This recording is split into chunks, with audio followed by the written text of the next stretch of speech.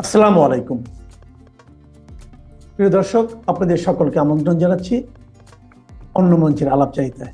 খাম্বা আছে, বিদ্যুৎ নাই, পাম্প আছে, তেল নাই। বাংলাদেশে এই স্লোগানটা এই মুহূর্তে জনপ্রিয়তার একদম তুঙ্গে চলে গেছে। বাংলাদেশের সব মানুষ একাধারে এই স্লোগান দিচ্ছে, খাম্বা আছে, বিদ্যুৎ নাই, পাম্প আছে, তেল নাই। আপনারা কি জানেন বাংলাদেশে জ্বালানি সংকট কতটা ব্যাপক আকার ধারণ করেছে? কোনো আইডিয়া আছে?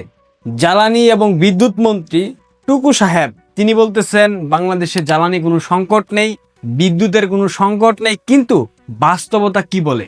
প্রত্যেকটা পেট্রোল পাম্প, প্রত্যেকটা জায়গায় কয়েক কিলোমিটারের দীর্ঘ লাইন, পাম্পে কোনো তেল নাই।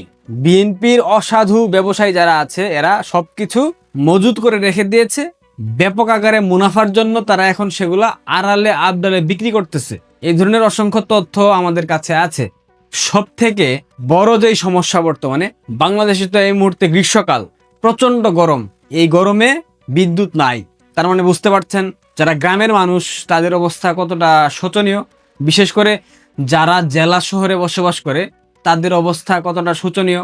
বিদ্যুতের অভাবে ক্লাসরুমে শিক্ষার্থীরা ক্লাস করতে পারে না। অনলাইনে ক্লাসের প্রস্তাবনা দেওয়া হয়েছে, কিন্তু বাংলাদেশের কোনো মানুষ, গার্ডিয়ান থেকে শুরু করে কেউ অনলাইনে ক্লাসের পক্ষে সমর্থন দেয়নি। শিক্ষামন্ত্রী মিলন সাহেব সেটা আবার বলেছেন, তিনি চান অনলাইনে ক্লাস হোক, তার সরকার চায়, কিন্তু গার্ডিয়ানরা চায় না, শিক্ষার্থীরা চায় না। অসংখ্য প্রবলেম, সব জায়গায় ব্যথা। ওষুধ দেব কোথায়? হেলাল হাফিজের একটা কবিতার লাইন ছিল না, কিতা বীজ করেছো সোনা, ব্যথাও কমে না, বিষও নামে না। জনাব তারেক রহমান কি হোয়াটে প্ল্যান নিয়ে বাংলাদেশে আসলেন? না ব্যথা কমতেছে রাষ্ট্রের, না বিষ নামতেছে, কিছুই হচ্ছে না।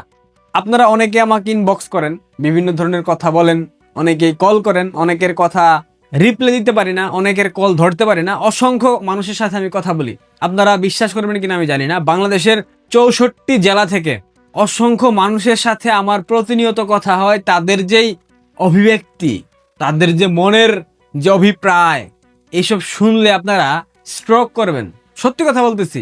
যখন জামাত ক্ষমতায় আসার একটা সম্ভাবনা বাংলাদেশের সৃষ্টি হলো, সে সময় বাংলাদেশের মানুষ যারা প্রগতিশীল, যারা ধর্মভীরু কিন্তু ধর্মান্ধ না, তারা অনেকটা ভয় পেয়ে গিয়েছিল যে কোনো কারণে বাংলাদেশে যদি জামাত ক্ষমতায় আসে তবে রাষ্ট্রের আকাশ ভরা তারা। বুঝতে পারছেন তো কি হতো? মহিলাদের কর্মঘণ্টা কমিয়ে আনা, মহিলাদেরকে বস্তাবন্দি করা, বিভিন্ন আইন কানুন শাসন প্রতিষ্ঠা করা, নারীদেরকে বাসা থেকে বের হতে না দেওয়া, অর্থাৎ ইসলামী শরিয়া আইন প্রতিষ্ঠার জন্য জামাত সর্বাত্মক চেষ্টা চালাতো।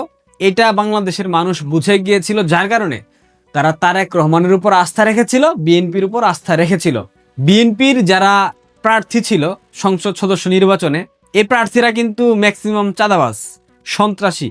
এত কিছু বাংলাদেশের মানুষ জানার পরেও বিএনপিকে ভোট দিয়েছে শুধুমাত্র জামাত থেকে রক্ষা পাবার জন্য। এবং তাদের একটা ধারণা সৃষ্টি হয়েছিল তারেক রহমান যেহেতু 17 বছর প্রতিহিংসার শিকার হয়ে দেশের বাইরে ছিল, বাংলাদেশে আসতে পারেনি, একটা সিম্পেথি তারেক রহমানের উপর তাদের কাজ করতেছিল। সেই সিম্পেথির জায়গা থেকে মানুষ যতটুকু ভোট কাস্ট হয়েছে, ভোট পড়েছে, মানুষ গিয়েছে ভোট কেন্দ্রে, দিয়েছে ভোট।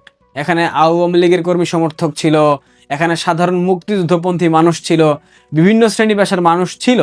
যে কথা বিএনপি যেমন অস্বীকার করতে পারবে না, তেমনি যারা ভোট দিয়েছে তারা অস্বীকার করতে পারবে না।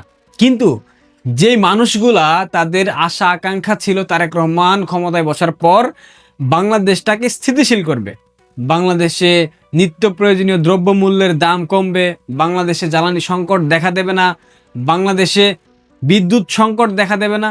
কিন্তু আমরা কি দেখতে পাচ্ছি?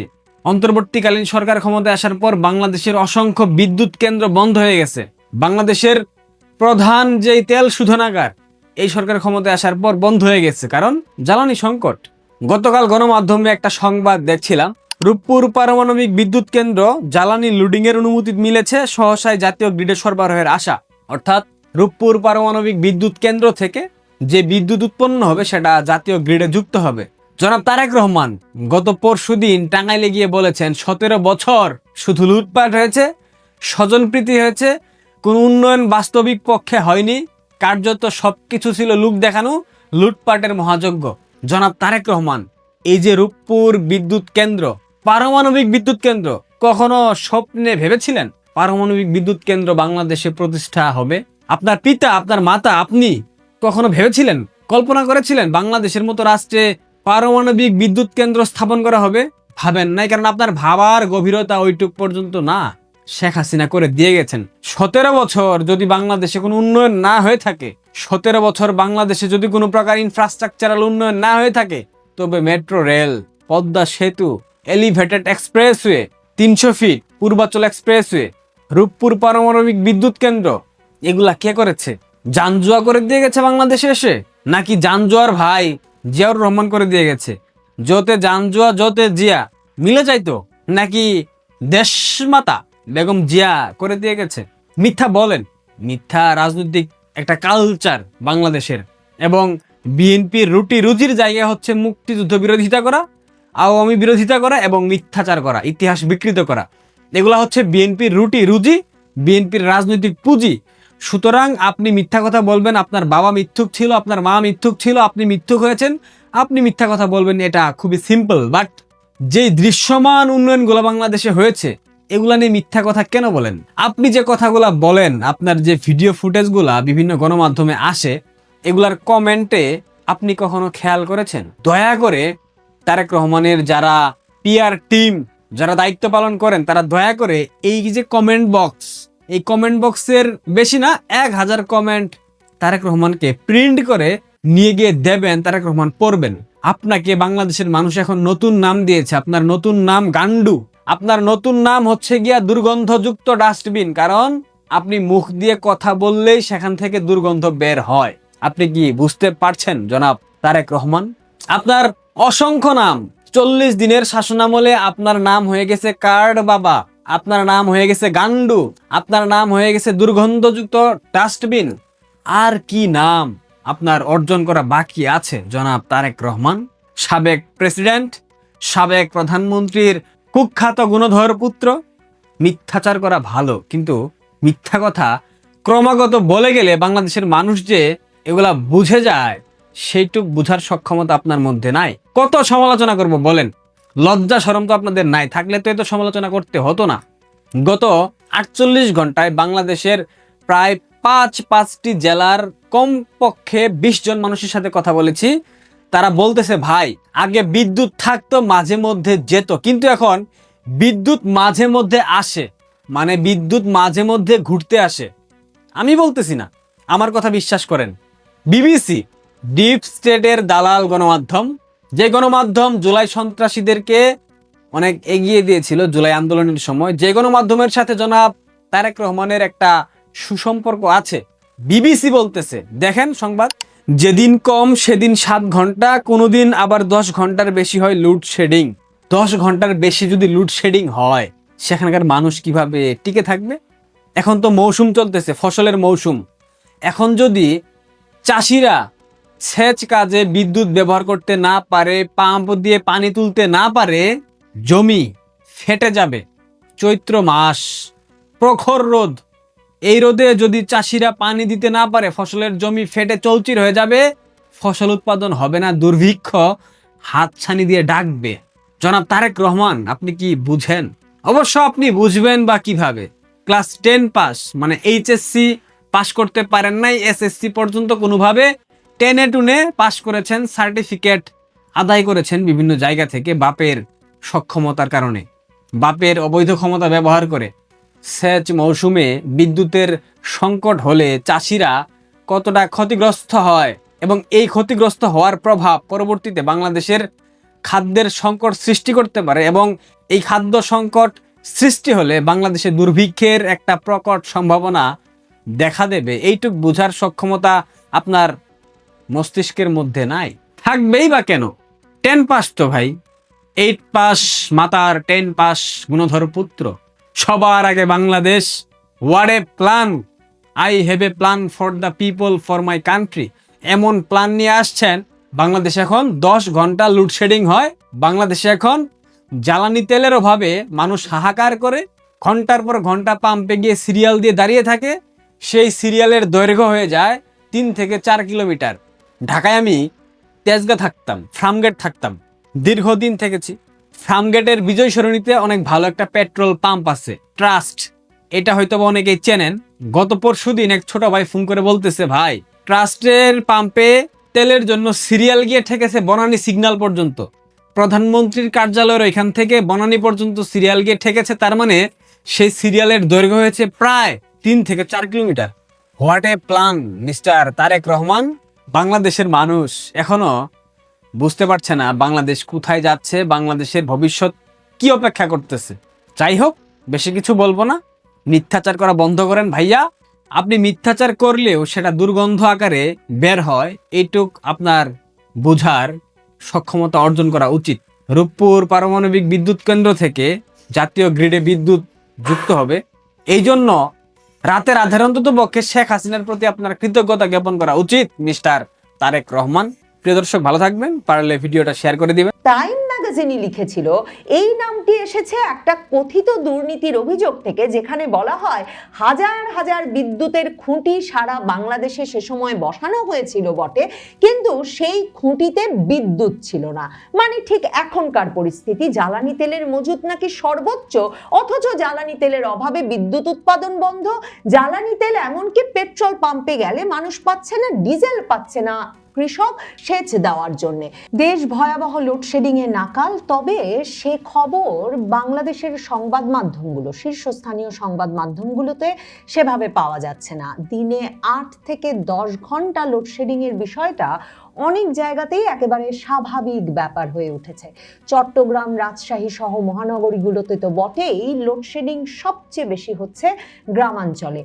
তবে বাংলাদেশের শীর্ষ সংবাদ মাধ্যমগুলো অনেক ক্ষেত্রেই সে খবর একরকমের ধামাচাপা দিলেও স্থানীয় বিভিন্ন সংবাদ মাধ্যমে, এমনকি ইন্টারনেটে খোঁজ করলেও দেখবেন যে মূলত খবর এই যে একের পর এক বিদ্যুৎ কেন্দ্র জ্বালানির সংকটে বন্ধ হয়ে যাচ্ছে। জ্বালানি সরবরাহতে ঘাটতি থাকায় ফার্নেস ওয়েলের ঘাটতি আছে, কয়লার ঘাটতি আছে। এই অবস্থায় বিদ্যুৎ উৎপাদন করতে না পেরে বিদ্যুৎ উৎপাদন বন্ধ, এবং সে কারণে অনেক জায়গাতেই এরকম করে 8 থেকে 10 ঘন্টা পর্যন্ত লোডশেডিং হওয়াটা স্বাভাবিক ঘটনায় পরিণত হয়েছে। আর সেই স্থানীয় সংবাদ মাধ্যমগুলো খবর দিচ্ছে যে শিক্ষার্থীদের পড়ালেখা, স্বাভাবিক জনজীবন, ফ্ল্যাট বাড়িতে বসবাস, এসব তো অসম্ভব হয়ে পড়ছেই। এমনকি কৃষকের যে কৃষিকাজ সেটা ব্যাহত হচ্ছে, কৃষি পণ্য সংরক্ষণ ব্যাহত হচ্ছে, খাদ্য নিরাপত্তায় এগুলোর সরাসরি প্রভাব পড়তে পারে। খবর হচ্ছে যে এর ফলে এমনকি স্বাস্থ্যসেবা স্থানীয় পর্যায়ে ভীষণভাবে ক্ষতিগ্রস্ত হচ্ছে। বিদ্যুৎ না থাকার ফলে অনেক জরুরি স্বাস্থ্যসেবাই চিকিৎসা কেন্দ্রগুলোর পক্ষে দেওয়া সম্ভব হচ্ছে না। মানে বাংলাদেশের প্রত্যন্ত অঞ্চল থেকে শুরু করে একেবারে জেলা শহরগুলো পর্যন্ত যখন নাকাল লোডশেডিংয়ে, তখন প্রধানমন্ত্রী তারেক রহমান কিন্তু বেশ ফুরফুরে মেজাজেই আছেন। তিনি সিনেমা দেখতে যাচ্ছেন, নাটক দেখতে যাচ্ছেন, তিনি মেয়ের হাতে মায়ের পুরস্কার তুলে দিচ্ছেন, না হলে সংসদে বসে পত্রিকা পড়ছেন। এবং তাকে নিয়ে সংসদে তারই দলের এক শীর্ষস্থানীয় নেতা ধন্যবাদ জানিয়ে কবিতা পড়েছেন, সেটা আবার বাংলাদেশের শীর্ষস্থানীয় দৈনিকগুলোতে খবর হয়েছে। প্রধানমন্ত্রী তারেক রহমান টাইম ম্যাগাজিনের 100 জন প্রভাবশালী ব্যক্তির তালিকায় স্থান পেয়েছেন। তো তা সেই উপলক্ষে ধন্যবাদ প্রস্তাব আনা হয়েছে সংসদে, এবং সেখানে দাঁড়িয়ে চিফ হুইপ মোহাম্মদ নুরুল ইসলাম মনি সেই কবিতায় তিনি বলছেন যে তিনি আসার আগে দেশটা যেন ভাঁজ করা মানচিত্র ছিল, নদী ছিল, মানুষ ছিল, স্বপ্নও ছিল, কিন্তু দিগন্ত খুলে দেওয়ার মতো কোনো হাত ছিল না। তিনি এলেন, বললেন খুবই কম কথা, সময়ের কপালে লিখে দিলেন একটা উজ্জ্বল উচ্চারণ, বললেন উই হ্যাভ আ প্ল্যান। এই কবিতা পড়ে তিনি নিশ্চিতভাবেই তার নেতা তারেক রহমানকে নিশ্চয়ই চমৎকৃত করে দিয়েছেন। কিন্তু প্রশ্নটা হচ্ছে, তার নেতা তারেক রহমান, প্রধানমন্ত্রী তারেক রহমানের প্ল্যানটা কি এই জ্বালানি সংকটের সময় সেটা বলা মুশকিল, কারণ প্রধানমন্ত্রী তারেক রহমান সত্যি এই কবিতাতেও যেমন বলা হয়েছে, তিনি এলেন বললেন খুবই কম কথা, তিনি একেবারেই বিশেষ কথা বলছেন না। এমন ভয়াবহ সংকটকালে জাতিকে যে একটু সান্ত্বনা দেবেন, আশ্বস্ত করবেন যে যথেষ্ট ব্যবস্থা নেওয়া হয়েছে তার সরকারের তরফ থেকে, কিংবা সত্যি যদি সংকটটা আরো ঘোরতর হয়, 8 থেকে 10 ঘন্টার লোডশেডিংয়েও যদি সামাল দেওয়া না যায়, তাহলে কি করবেন এ বিষয়ে এখনো টু শব্দ উচ্চারণ করতে শোনা যায় নাই প্রধানমন্ত্রী তারেক রহমানকে। তবে তারেক রহমানের মন্ত্রিসভার সদস্য, তার জ্বালানি প্রতিমন্ত্রী অনিন্দ ইসলাম অমিত বলেছেন যে দেশে বর্তমানে জ্বালানি তেলের যে মজুত আছে সেটা ইতিহাসের সর্বোচ্চ পর্যায়ে রয়েছে, এবং তিনি আশ্বস্ত করে বলেছেন যে জ্বালানি সরবরাহ ব্যবস্থা স্বাভাবিক রাখতে সরকার নিরলসভাবে কাজ করছে। বর্তমানে দেশে জ্বালানির কোনো সংকট নাই। ভাবেন, দেশে জ্বালানির কোনো সংকট নাই, অথচ জ্বালানি সংকটে একের পর এক বিদ্যুৎ উৎপাদন কেন্দ্রগুলো বন্ধ, এবং সংবাদ মাধ্যমে খবর হচ্ছে যে জ্বালানি সংকটে বাড়ছে লোডশেডিং। এবং 17ই এপ্রিল খবর দেওয়া হয়েছে যে এর আগের দিনও সর্বোচ্চ লোডশেডিং 2000 মেগাওয়াটে গিয়ে পৌঁছেছিল। 14,350 মেগাওয়াট চাহিদার সময় উৎপাদন করা গেছে মাত্র 12,324 মেগাওয়াট। তেল সংকটে বেসরকারি বিদ্যুৎ কেন্দ্রগুলো একের পর এক বন্ধ হয়ে যাচ্ছে। আগামী মাসে যখন গরম আরো বাড়বে আর বিদ্যুতের চাহিদা উঠতে পারে 18,000 মেগাওয়াটে, তখন সরকার কিভাবে সামাল দেবে সে বিষয়ে কোনো কথা না প্রধানমন্ত্রী না তার জ্বালানি প্রতিমন্ত্রী কারো মুখ থেকে শোনা না গেলেও তারা বলছেন দেশে নাকি জ্বালানির মজুত এখন সর্বোচ্চ পর্যায়ে আছেন। এখন মন্ত্রী মিনিস্টারেরা যখন বলেছেন তা বিশ্বাস করতেই হবে, এবং অনেকের স্মৃতিতেই সেটাতে মনে পড়ে যাচ্ছে যে দেশে নাকি জ্বালানির সংকট নাই, দেশে নাকি জ্বালানির মজুদ সর্বোচ্চ, অথচ মানে পেট্রোল পাম্পে লাইন তো ছবি বের হচ্ছে অনেক দিন ধরে বটেই, ডিজেল সংকটে সেচ কাজ বন্ধ হয়ে যেতে পারে সেই শঙ্কা নিয়ে পররাষ্ট্রমন্ত্রী খলিলুর রহমান যুক্তরাষ্ট্র, ভারত সব দৌড়ে এসেছেন, সে খবরও আমরা জানি। কিন্তু এই যে বিদ্যুৎ কেন্দ্রগুলোই বন্ধ হয়ে গেছে, তবু বলা হচ্ছে জ্বালানির কোনো সংকট নাই, এ কথা অনেককেই রীতিমতো সেই স্মৃতি মনে করিয়ে দিয়েছে যখন তারেক রহমান আরেক দফা ক্ষমতায় ছিলেন। মানে তারেক রহমানের মা ছিলেন প্রধানমন্ত্রী, কিন্তু সে সময় সেই 2001 থেকে 2006 এর সময়টা যে তারেক রহমানই বিএনপি জামাত জোট সরকারের সবচেয়ে ক্ষমতাবান ব্যক্তি ছিলেন এবং ব্যক্তিতে পরিণত হয়েছিলেন, এবং সারা দেশে সে সময় যে ভয়াবহ দুর্বিষহ লোডশেডিং, যে ভয়াবহ বিদ্যুৎ সংকট, সেই সংকটের জন্য যে সে সময় থেকে এখন পর্যন্ত অনেকেই তাকেই দায়ী করেন, ব্যক্তিগতভাবে তাকে, তার দুর্নীতিকে, তার অব্যবস্থাপনাকে দায়ী করেন, সেটা নিশ্চয়ই বাংলাদেশের একটা বড় অংশের মানুষ এখনো ভোলে নাই।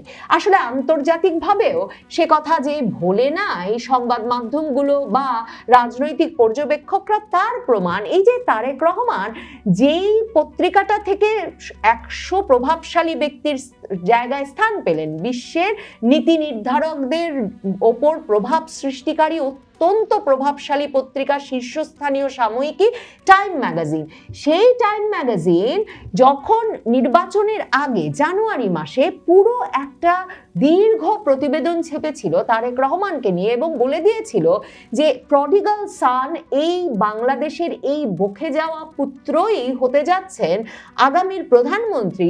সেই প্রতিবেদনটাতে কিন্তু সাংবাদিক সুস্পষ্টভাবে লিখেছিলেন যে এখনো বাংলাদেশের একটা বিরাট সংখ্যক মানুষের কাছে তারেক রহমান পরিচিত খাম্বা তারেক নামে, এবং টাইম ম্যাগাজিনই লিখেছিল এই নামটি এসেছে একটা কথিত দুর্নীতির অভিযোগ থেকে, যেখানে বলা হয় হাজার হাজার বিদ্যুতের খুঁটি সারা বাংলাদেশে সে সময় বসানো হয়েছিল বটে, কিন্তু সেই খুঁটিতে বিদ্যুৎ ছিল না।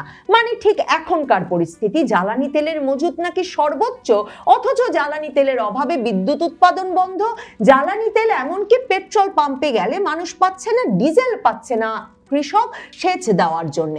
এখন টাইম ম্যাগাজিন সেখানে পরিষ্কারভাবে লিখেছিল যে ওই যে হাজার হাজার বিদ্যুতের খুঁটি বা খাম্বা, সে সময় অভিযোগ আছে তারেক রহমানের বিরুদ্ধে যে তিনি তারই এক ঘনিষ্ঠ বন্ধুর কাছ থেকে বেশি দামে কিনেছিলেন, কিন্তু সেগুলো কখনো আর বিদ্যুৎ সংযোগে তিনি ব্যবহার করেননি। এবার এই যে টাইম ম্যাগাজিন যাকে খাম্বা তারেক নামে অভিহিত করছে, সেই খাম্বা তারেকের বিদ্যুৎ উৎপাদন এবং বিদ্যুৎ ব্যবস্থাপনা, জ্বালানি ব্যবস্থাপনা সম্পর্কে পরিকল্পনাটা কি সে বিষয়ে তাই বাংলাদেশের মানুষের মধ্যে এই বৈশ্বিক সংকটের সময় একটা বিশেষ শঙ্কা হওয়ার বিষয়টিকে অস্বাভাবিক বলা মুশকিল। টাইম ম্যাগাজিন সেই অভিযোগটি লিখে, মানে এই যে খাম্বা তারেক নামে বাংলাদেশে এই নেতা তারেক রহমানকে এখনো বাংলাদেশের একটা বিরাট অংশের মানুষ অভিহিত করেন, সে কথা বলে তখন বলেছিল যে যদিও তারেক রহমান সবসময় এসব অভিযোগ অস্বীকার করে আসছেন, কিন্তু 2008 সালে ফাঁস হওয়া মার্কিন কূটনীতিকের তার বার্তায় তাকে লুটপাটতন্ত্রের সরকার ব্যবস্থা, মানে 2001 থেকে 6-এর ক্লেপ্টোক্রেটিক গভর্নমেন্ট অ্যান্ড ভায়োলেন্ট পলিটিক্স, দুর্নীতিগ্রস্ত সরকার ব্যবস্থা ও সহিংস রাজনীতির প্রতীক হিসেবে উল্লেখ করা হয়েছিল। সেখানে আরো বলা হয়েছিল, টাইম ম্যাগাজিন লিখেছিল যে ঘন ঘন ও প্রকাশ্যে ঘুষ দাবি করার জন্য তার একটা সুনাম বা পরিচিতি রয়েছে।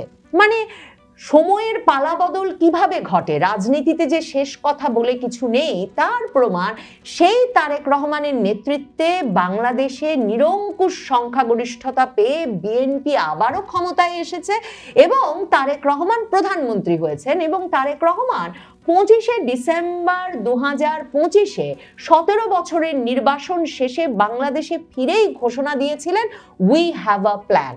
এখন সত্যিকার অর্থে বাংলাদেশের সাধারণ মানুষ শুনতে চায়, জানতে চায় তাদের নবনির্বাচিত প্রধানমন্ত্রী তাদেরকে এই সংকটের সময় ভয়াবহ লোডশেডিং এর হাত থেকে বাঁচাতে কি ব্যবস্থা রেখেছেন। তবে লোডশেডিং এর বিষয়টাকে যথেষ্ট গুরুত্ব দিয়ে দেখছেন কিনা প্রধানমন্ত্রী তারেক রহমান, সেটা নিয়েও বাংলাদেশের মানুষের মনে শঙ্কা আছে। মানে না, সেটা দেখছেন না বলেই তিনি এতটা ফুরফুরে মেজাজে ঘুরে বেড়াতে পারছেন কিনা সেই বিষয়টা নিয়েও আলাপ করবার যথেষ্ট কারণ আছে। কারণ মনে রাখতে হবে, তারেক রহমান যখন সারা দেশে খাম্বা লাগাচ্ছিলেন আর দেশ যখন ভয়াবহ লোডশেডিং এ নিমজ্জিত ছিল, তখন সেই 2001 থেকে 6-এর বিএনপি জামাত জোট সরকারের সময় তারেক রহমান টেলিভিশনে দেওয়া এক সাক্ষাৎকারে বলেছিলেন যে এসব অসম্ভব দাবি, যে একই সঙ্গে আপনি বাসা বাড়িতে আর শপিং মলে বিদ্যুৎ চাইবেন, এটা নাকি পৃথিবীর কোনো দেশে সম্ভব না। এখন যুক্তরাজ্যে 17 বছর নির্বাসিত থাকবার পর এই ধারণায় বদল এসেছে কিনা তারেক রহমানের, বাংলাদেশের মানুষ সেটা জানবার জন্য উৎসুক হয়ে আছে। শুনে আসি তারেক রহমানের সেই বিখ্যাত সাক্ষাৎকারের সেই বিখ্যাত উক্তিটা, যেটা কিনা গত কয়েক মাস ধরেই সামাজিক যোগাযোগ মাধ্যমে ঘুরে বেড়াচ্ছিল। আপনি সন্ধ্যার পরে পরে আপনি বাসায়ও কারেন্ট চাচ্ছেন, এট দ্য সেম টাইম আপনি চাচ্ছেন শপিং মলগুলোতে কারেন্ট। এখন এট দ্য সেম টাইম গভর্নমেন্টের পক্ষে, কোন গভর্নমেন্টের পক্ষে কিন্তু সম্ভব না, এটা খামাখা একটা জোর করে কথা বললে তো হলো না, কোন গভর্নমেন্টের পক্ষে সম্ভব না। বাংলাদেশের লোডশেডিং এর পরিস্থিতিটা কতটা ভয়াবহ হয়ে দাঁড়িয়েছে এ প্রসঙ্গে বিবিসি বাংলা একটা প্রতিবেদন করেছে। সেই প্রতিবেদনে তারা এক ভুক্তভোগীর উদ্ধৃতিকেই শিরোনাম করেছে, যেখানে বলা হচ্ছে যেদিন কম সেদিন 7 ঘন্টা, কোনোদিন আবারও 10 ঘন্টারও বেশি লোডশেডিং হচ্ছে। বিবিসি বাংলা বলছে যে ঢাকার বাইরে কয়েকটি জেলার বাসিন্দাদের সঙ্গে কথা বলে জানা গেছে গত 3-4 দিন থেকে সারা দেশেই বিদ্যুৎ পরিস্থিতি খারাপের দিকে যাচ্ছে। দিন ও রাতের একটা বড় সময় বিদ্যুৎ থাকছে না। বিশেষ করে দেশের বিভিন্ন জেলার পৌর এলাকার বাইরে যেসব এলাকায় পল্লী বিদ্যুৎ সমিতি বিদ্যুৎ সরবরাহ করে থাকে, সেসব জায়গায় লোডশেডিং এর অভিযোগ সবচেয়ে বেশি। পল্লী বিদ্যুৎ কর্মকর্তারা বিবিসি বাংলাকে বলেছে যে কোথাও কোথাও লোডশেডিং এর পরিমাণ 30% থেকে 46% পর্যন্ত বাড়ছে। জ্বালানি বিশেষজ্ঞরা বলেছেন যে এপ্রিল থেকে জুন পর্যন্ত এই 3 মাসে দেশে গরম যেমন বাড়বে তেমনি বিদ্যুতের চাহিদাও বাড়বে। এবার জ্বালানি সংকট সহ নানা কারণে বিদ্যুৎ পরিস্থিতি ভয়াবহ দিকে যাচ্ছে বলে এরই মধ্যে জ্বালানি বিশেষজ্ঞরা সচেতন করছেন। বলা মুশকিল তারেক রহমানের এবারের প্ল্যানে কোন কোন জায়গায় একসঙ্গে বিদ্যুৎ দেওয়ার সক্ষমতা অর্জনের পরিকল্পনা আছে। মানে বাসাবাড়িতে দিলে মার্কেটে দেওয়া যাবে না, মার্কেটে দিলে অফিসে দেওয়া যাবে না, অফিসে দিলে শিক্ষা প্রতিষ্ঠানে দেওয়া যাবে না, ঠিক কী পরিকল্পনা নিয়ে তিনি এগুচ্ছেন সেটা বলা সত্যিকার অর্থে